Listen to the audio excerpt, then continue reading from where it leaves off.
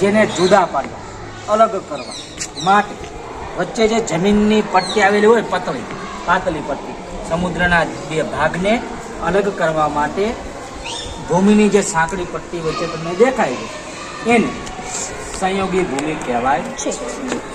યાદ રહ્યું?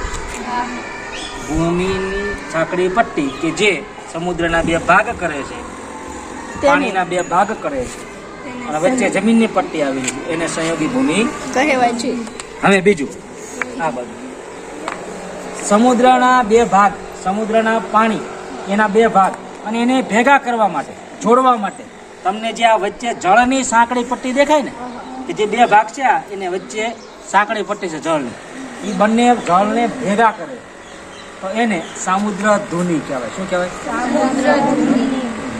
હવે આ ત્રીજું જુઓ, આ એક બાજુ સમુદ્ર છે, મહાસાગર, અને મહાસાગરનો જ એક નાનકડો ભાગ કે જે તમને નાનકડા સરોવર જેવું કે પછી તળાવ જેવું લાગે તો એને ઉપસાગર કહેવાય, કે જે સમુદ્રનો નાનકડો ભાગ છે, એટલે કે આંશિક ભાગ સમુદ્રમાંથી, મહાસાગરમાંથી જ બનેલો હોય, પણ એની ત્રણ બાજુ શું હોય? જમીન આવેલું હોય, અને તમને એ સમુદ્રનું પાણી અંદર જાય અને એનું પાણીથી ભરાય અને એમાંથી જળ સ્વરૂપ રચાય તો એને ઉપસાગર કહેવાય છે. હવે અહીંયા જો આ છે ભૂશીર. ભૂશીર એટલે શું? તો કે સમુદ્રની અંદર જમીનની લાંબી સાંકડી પટ્ટી હોય સમુદ્રની અંદર. નમસ્તે, હું સાકળિયા છું. હું તમને ભૂમિ સ્વરૂપો વિશે જણાવીશ. તેની અંદર હું તમને સામુદ્ર ધુની જણાવીશ. સામુદ્ર ધુની એટલે કે બે સમુદ્રના ધુનીના બે ભાગ પડતા હોય તેની અંદરથી સાંકડી જળની પટ્ટી આવેલી હોય તેને સામુદ્ર ધુની કહે છે. અને સામુદ્ર ધુની વિશ્વમાં બે છે, તેની અંદર ભારતમાં અને શ્રીલંકામાં આવેલી છે. હું તમને ભૂમિ સ્વરૂપે જણાવીશ. બે સંયોગી ભૂમિ વિશે તમને જણાવીશ. બે બાજુ સમુદ્ર હોય અને વચ્ચે જમીનની પટ્ટી હોય તેને સંયોગી ભૂમિ કહેવાય છે. મારું નામ સાકળિયા કાવ્યા રાહુલભાઈ છે.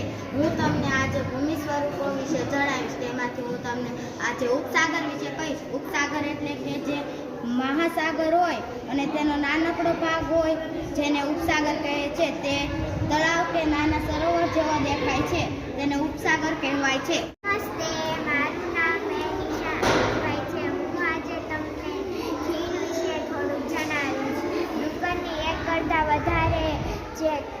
ડુંગરની એક કરતાં હારમાળા હોય તેના નીચલા ભાગે તેને ખીણ કહેવાય છે. નમસ્તે, મારું નામ સોલંકી સ્વયં કમલેશભાઈ છે. હું ધોરણ 6 માં અભ્યાસ કરું છું. હું તમને આજે ભૂમિના સ્વરૂપોમાંથી અખાત વિશે જણાવીશ. અખાત એટલે કે ત્રણ બાજુ જમીન હોય અને એક જ બાજુ પાણી હોય તેને અખાત કહેવાય છે.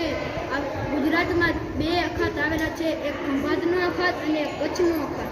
સરવૈયા વૈભવ વિજયભાઈ, હું તમને ભૂશીર વિશે સમજાવીશ. ભૂશીર એટલે સમુદ્રની અંદર લાંબે સુધી જમીનની પટ્ટી આવેલી હોય તેને ભૂશીર કહેવાય છે. અને નમસ્તે, મારું નામ નાયકા વિકાસ વરસનભાઈ છે. આજે હું તમને ટાપુ વિશે જણાવીશ. ટાપુ એટલે કે દરિયામાં ચારે બાજુ પાણી હોય ને વચ્ચે જમીનનો ઉપલો ભાગ હોય તેને ટાપુ કહે છે.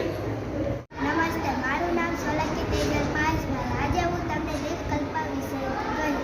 દ્વીપકલ્પ એટલે તળે બાજુ સમુદ્ર હોય, 1, 2, 3 અને એક બાજુ જમીન હોય આને દ્વીપકલ્પ કહેવાય છે.